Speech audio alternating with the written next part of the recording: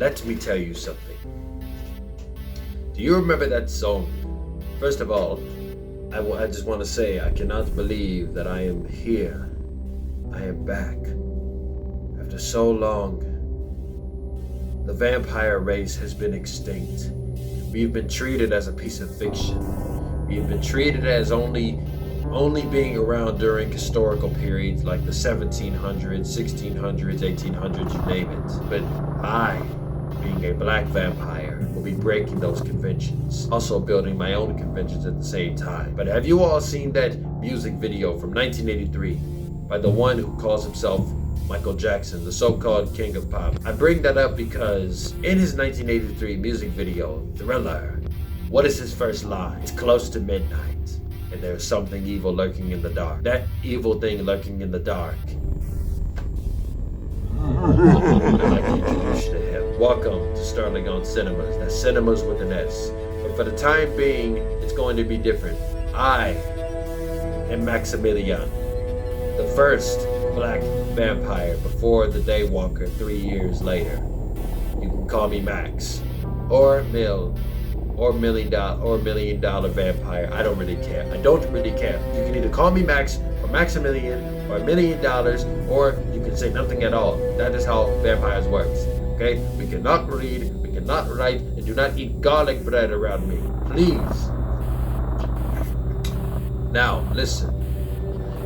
In the wake of her mother's death in a mental institution, aka an asylum, Detective Rita Veder, her mother, has just died. She is assigned to a baffling serial case of a murderer. After examining the crime scene, a corpse-filled ship found adrift at sea, Rita meets Maximilian, a smooth-talking Caribbean playboy determined to romance her. Now, why does this seem familiar?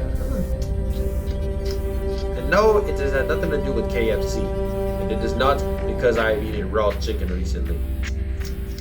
There was another Caribbean playboy and another Eddie Murphy property. The only difference is that when this man, Dexter St. Jacques, walked up to this single woman who was sent to the Bahamas by herself, she was fixed. She was healed.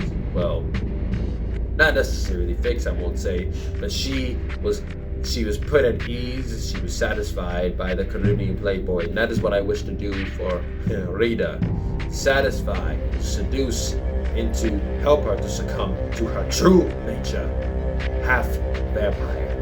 And that is the reason why I find Rita, because she's half woman, half human, half vampire, and I'm determined to romance her. But when Rita begins suffering from crippling hallucinations that she is getting, depending on the experiences she feels, she calls upon Dr. Zeko, an occultist who suspects a vampire is on the loose.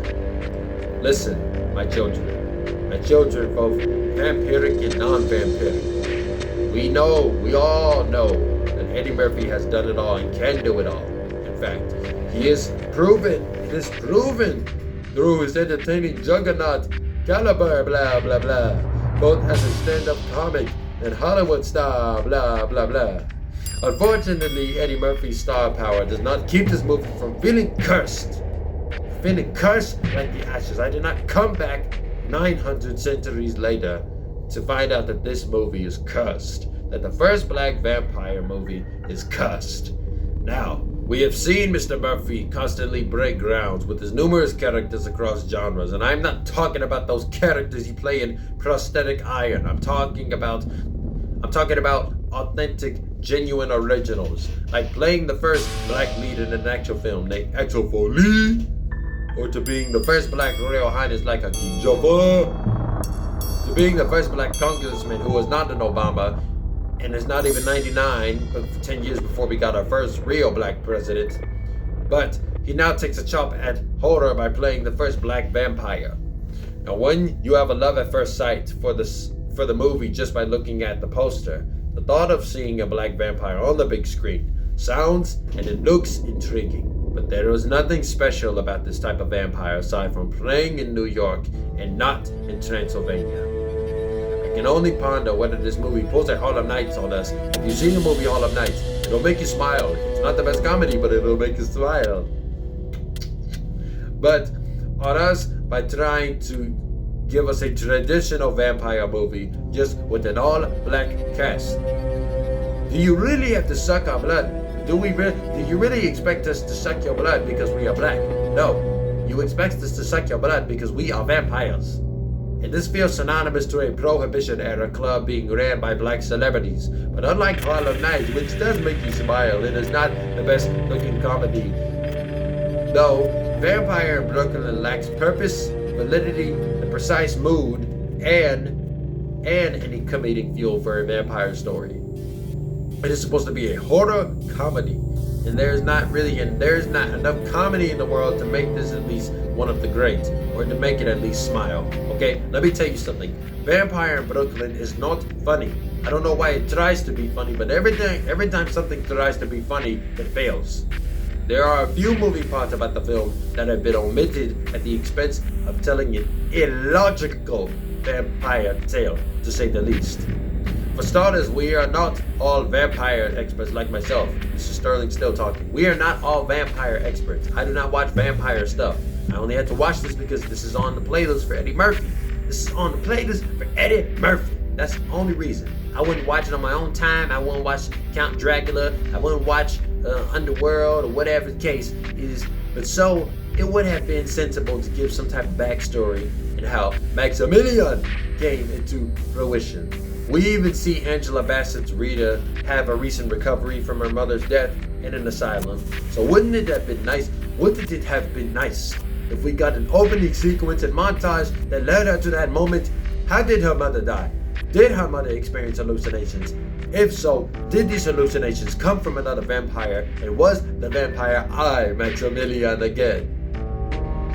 All of these questions come up as evidence into how aimless all of this is.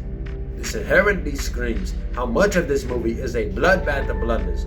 Long story short, Vampire in Brooklyn is a bloody mess. Do not watch that crap. Rotten Tomatoes gives it a 12%, and that is extremely low. That is like 3 years ago Rotten Tomatoes. That is like you bought a tomato 3 years ago. You bought a batch of tomatoes. You were going to make ketchup. You were going to make tomato paste. You did it. 3 years go by and they are super, super rotten. They are green to the point where it starts growing mold on it. And then you still don't even want to be around it. That's how bad this movie is.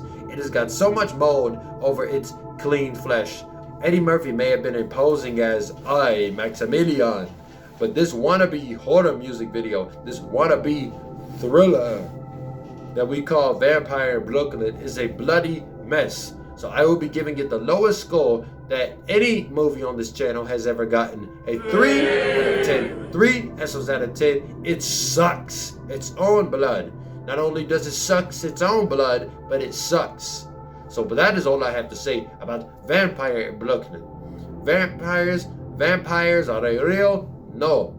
Do you want to visit them? No. Do you want to visit Brooklyn after the fact? Still, go and visit Brooklyn. Have your fun in the Bronx, the Brooklyn, Queens, Manhattan, wherever you stay, wherever you want to travel to in New York. Let them know that there are no vampires in Brooklyn. This vampire right here will not ever return because my ghoul was so stupid. I hired a ghoul to do my dirty work and he is useless. With that being said, everybody have a bloody nice day.